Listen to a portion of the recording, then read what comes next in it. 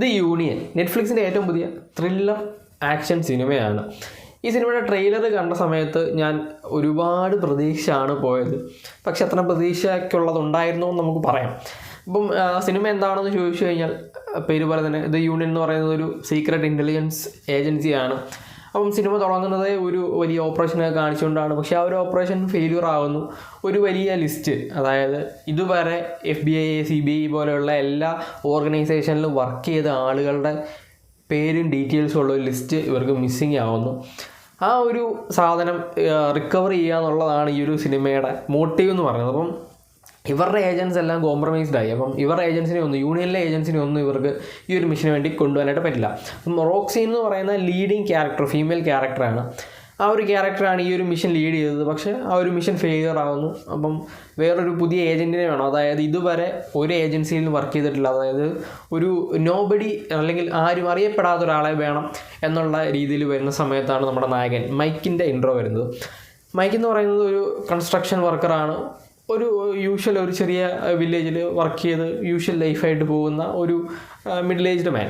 അപ്പം ഈ റോക്സീനും മൈക്കും തമ്മിലുള്ള ബന്ധം എന്താണെന്ന് വെച്ച് കഴിഞ്ഞാൽ റോക്സീൻ്റെ ഹൈസ്കൂൾ ബോയ് ഫ്രണ്ട് ആയിരുന്നു മൈക്ക്. അപ്പം റോക്സീൻ വന്നിട്ട് ഈ മൈക്കിനെ ഈ ഒരു മിഷനകത്തോട്ട് അപ്പോയിൻമെൻറ്റ് ചെയ്യുകയാണ്, അല്ലെങ്കിൽ ഇൻട്രൊഡ്യൂസ് ചെയ്യുന്നു.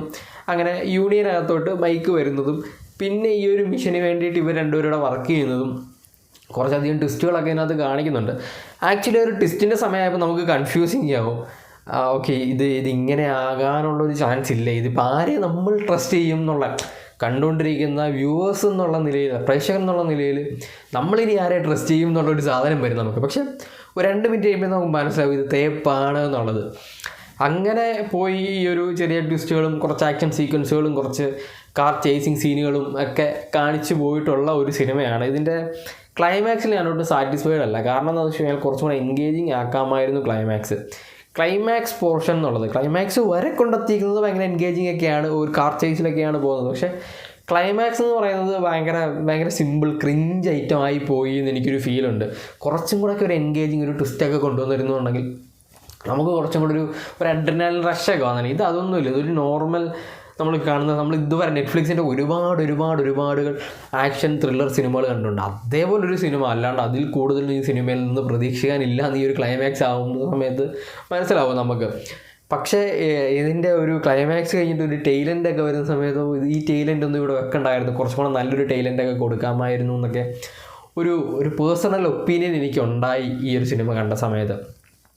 ഓവറോൾ നോക്കുകയാണെന്നുണ്ടെങ്കിൽ ഒരു 1 ടൈം വാച്ചബിൾ സിനിമയായിട്ടാണ് എനിക്ക് ഫീൽ ചെയ്തത്. കാരണം ഇതിനകത്ത് അത്യാവശ്യം കുഴപ്പമില്ലാത്ത കുറച്ച് ആക്ഷൻ സീക്വൻസുകളൊക്കെ ഉണ്ട്. പിന്നെ ലോജിക്കായിട്ടൊന്നും നമുക്ക് ചിന്തിക്കാനൊന്നും പറ്റില്ല. കാരണം ഒരു കൺസ്ട്രക്ഷൻ വർക്കർ പെട്ടെന്ന് ഒരു ദിവസം കൊണ്ട് വന്നിട്ട് ഒരു ഏജൻ്റ് ആവുന്നു, ഒരു സീക്രട്ട് ഏജൻ്റ് ആവുന്നതും, പിന്നെ ഈ ഫ്ലെക്സിബിലിറ്റി കാര്യങ്ങളൊക്കെ ഇവർ കുറച്ച് മണിക്കൂറുകൾ കൊണ്ട് ഈ കാര്യങ്ങളെല്ലാം പഠിപ്പിച്ചെടുക്കുന്ന സാധനങ്ങളൊക്കെ വരുന്ന സമയത്ത് നമുക്ക് കുറച്ച് മിസ്സിങ് എലമെൻസ് ഒക്കെ തോന്നും. പക്ഷേ അവരതിനെ നമുക്ക് ബോറടിപ്പിക്കുന്ന, അല്ലെങ്കിൽ നമ്മളൊക്കെ അങ്ങനെ തോന്നാത്ത രീതിയിൽ കുറച്ച് പ്രസൻറ്റ് ചെയ്തിട്ടുണ്ട് എന്നുള്ളതാണ്.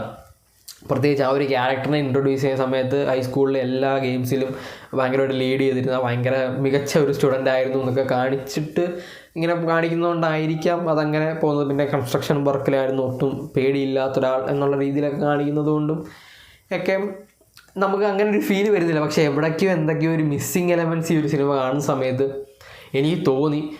ഒരു 1.25 മണിക്കൂർ, 1 മണിക്കൂർ 46 മിനിറ്റ് എന്തോണ് ഈ ഒരു സിനിമയുടെ ഡ്യൂറേഷൻ വരുന്നത്. പക്ഷേ ബോറടിക്കും എന്നൊന്നും ഞാൻ പറയില്ല. ഒരു പോയിൻ്റ് സമയത്ത് നമുക്ക് തോന്നും ഇത് സ്റ്റോറി എങ്ങോട്ടാണ് പോകുന്നത്, നമ്മൾ ഉദ്ദേശിച്ച സാധനം നമുക്ക് ആദ്യം നമുക്ക് തന്നൊരു സാധനമല്ലല്ലോ ഇവർ ഈ ഫ്രണ്ടിലോട്ട് പോകുമ്പോൾ തരുന്നത് എന്നൊരു ഫീലൊക്കെ നമുക്ക് ഒരു മണിക്കൂറൊക്കെ കഴിയുമ്പോൾ നമുക്ക് തോന്നും. കാരണം 1 മണിക്കൂർ കഴിഞ്ഞിട്ട് സിനിമയിൽ പ്രത്യേകിച്ച് ഒരു ഡെവലപ്മെൻ്റ് ഒന്നും ഉണ്ടാകാത്ത ഒരു സിറ്റുവേഷനൊക്കെ വരുന്നുണ്ട്. ആ ഒരു സമയത്ത് ഒരു ട്വിസ്റ്റൊക്കെ കൊണ്ടുവരാനായിട്ട് ശ്രമിക്കുന്നു. നമ്മളൊട്ടും പ്രതീക്ഷിക്കാത്ത, അല്ലെങ്കിൽ ഇവൻ ഇവിടുന്ന് വന്നതാന്നൊക്കെയുള്ള ചോദ്യങ്ങൾ വരുന്ന രീതിയിലുള്ള കുറച്ച് ക്യാരക്ടർ ഇൻട്രൊഡക്ഷനൊക്കെ കാണിച്ചിട്ടാണ് സിനിമ കൊണ്ടുപോകുന്നത്. പക്ഷേ ഒരു 1 ടൈം വാച്ചബിൾ, ബോറടിക്കാതെ ഒരു 1 ടൈം വാച്ചബിൾ നെറ്റ്ഫ്ലിക്സിൻ്റെ ഒരു OTT സിനിമ എന്നുള്ള രീതിയിൽ നമ്മൾ നോക്കുകയാണെന്നുണ്ടെങ്കിൽ ഒരു നല്ല സിനിമയായിട്ടാണ് ഫീൽ ചെയ്തത്. ക്ലൈമാക്സിനെ ഞാൻ മാറ്റി നിർത്തുകയാണ്. അപ്പം നിങ്ങൾ സിനിമ കണ്ടു നോക്കുക. ആക്ഷൻ സിനിമകളൊക്കെ ഇഷ്ടപ്പെടുന്നവരാണെങ്കിൽ നിങ്ങൾക്ക് ഉറപ്പായിട്ടും ഇഷ്ടപ്പെടുമെന്നാണ് എനിക്ക് തോന്നുന്നത്. ക്ലൈമാക്സ് എൻ്റെ ഒരു ഒപ്പീനിയൻ മാത്രമാണ് ഞാൻ പറയുന്നത്, എനിക്ക് അത്രയും സാറ്റിസ്ഫൈഡ് ആയില്ല എന്നുള്ളത്. പിന്നെ എല്ലാം നിങ്ങൾ കാണുമ്പോൾ ഓരോരുത്തരുടെ പെർസ്പെക്റ്റീവുകൾ വേറെയാണ്. അപ്പം ഓരോരുത്തർക്കും ഓരോ രീതിയിലായിരിക്കുമല്ലോ ഇഷ്ടപ്പെടുന്നത്. അപ്പോൾ അത്രയാണ് ദ യൂണിയൻ്റെ വിശേഷങ്ങൾ. അല്ല റിവ്യൂ. അപ്പം നമുക്ക് അടുത്ത വീഡിയോയിൽ കാണാം. നിങ്ങൾക്ക് വീഡിയോ ഇഷ്ടപ്പെട്ടാൽ ലൈക്ക് ചെയ്യുക, ഷെയർ ചെയ്യുക, സബ്സ്ക്രൈബ് ചെയ്യുക. Bye guys.